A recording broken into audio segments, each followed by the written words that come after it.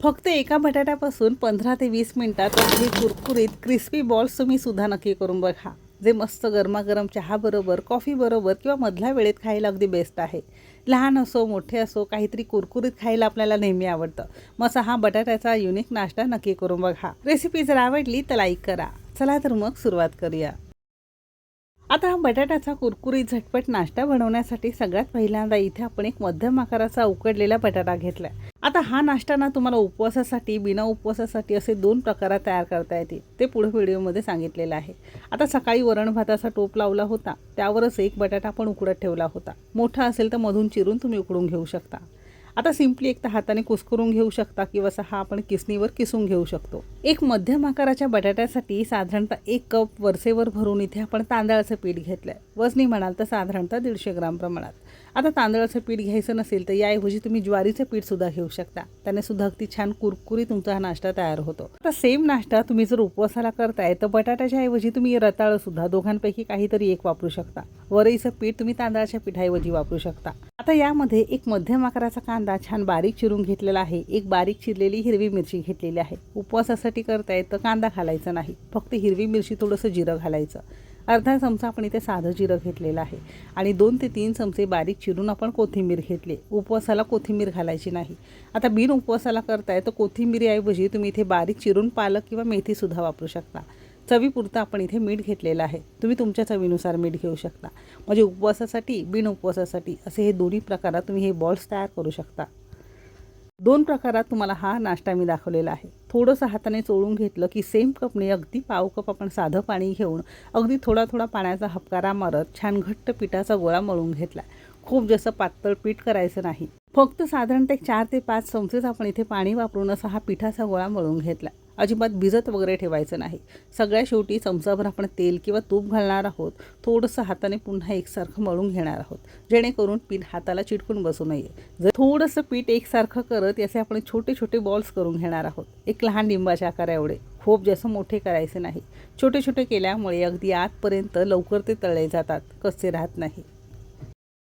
आता अगदी लहान मुलांसाठी करताय, मुलांना चीज वगैरे जर आवडत असेल ना तर चीज क्यूब आतमध्ये तुम्ही एक ठेवू शकता आणि नंतर तुम्ही हे डीप फ्राय करू शकता. आता ज्या मंडळींना मधुमेह किंवा डायबिटीसारखे आजार असतील, थोडासा चिरून घेतलेला पोहळा असतो ना कच्चा, तो किसून घ्यायचा. नंतर ज्वारीच्या पिठामध्ये हे पीठ मळून असं हे करून घ्यायचं आहे. त्याने सुद्धा अगदी छान कुरकुरीत बॉल्स खायला मिळतात. सेम पद्धतीने उरलेले सगळे बॉल्स आपण करून घेतले. एक बटाटा 1 कप पिठापासून साधारणतः 20 ते 22 आपले हे बॉल्स अगदी सहज तयार होतात. तळण्याकरता आपण गॅसवर कढईमध्ये तेल गरम करून घेतलंय. उपवासाला करताय तर तुपामध्ये सुद्धा तुम्ही तळू शकता. तांदळाचं पीठ आहे, वरून पटकन रंग बदलतो, आतून कच्चा राहतो किंवा बटाटा असल्यामुळे रंग लवकर बदलतो. म्हणून अगदी नॉर्मल आपल्याला तेल गरम करून घ्यायचं आहे आणि सुरुवातीच्या घाण्यामध्ये 7-8 आपण सोडलेले आहे. जशी कढई असेल त्यानुसार सोडायचं आहे. आता सुरुवातीला मोठ्या आचेवर 1 मिनिटभर आपण थोडीशी वरची बाजू करून घेतली आहे. एका बाजूने आपण आता हे उलटून घेणार आहोत. थोडेसे बुडबुडे कमी झाल्यासारखे दिसत असतील.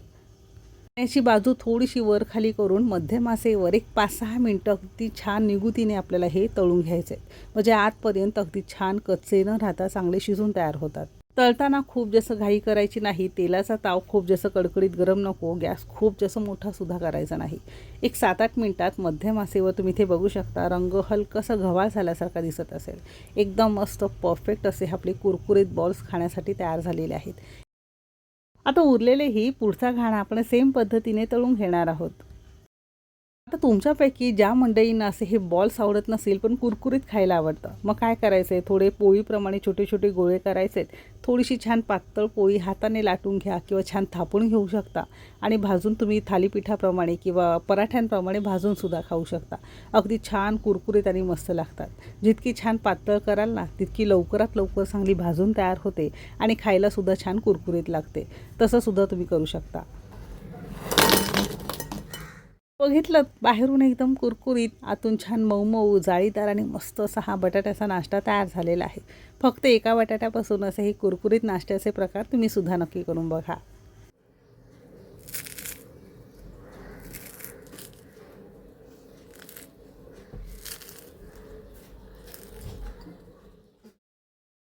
ओल्या नारळाच्या चटणीबरोबर खाऊ शकता, दह्याबरोबर खाऊ शकता, नुसतंच खायला सुद्धा छान लागतं. काहीच नसेल तर केचप बरोबर तुम्ही खाऊ शकता. कशी वाटली रेसिपी नक्की सांगा. जर आवडली असेल तर लाईक करा. चॅनेलवर नवीन असाल सबस्क्राईब करा. बाजूची बेल आयकन नक्की क्लिक करा. इथपर्यंत रेसिपी बघितल्याबद्दल सगळ्यांचे मनापासून आभार. चला तर मग भेटू एक मस्त आणि जबरदस्त रेसिपीसोबत. तोपर्यंत मस्त खा आणि स्वस्त रहा.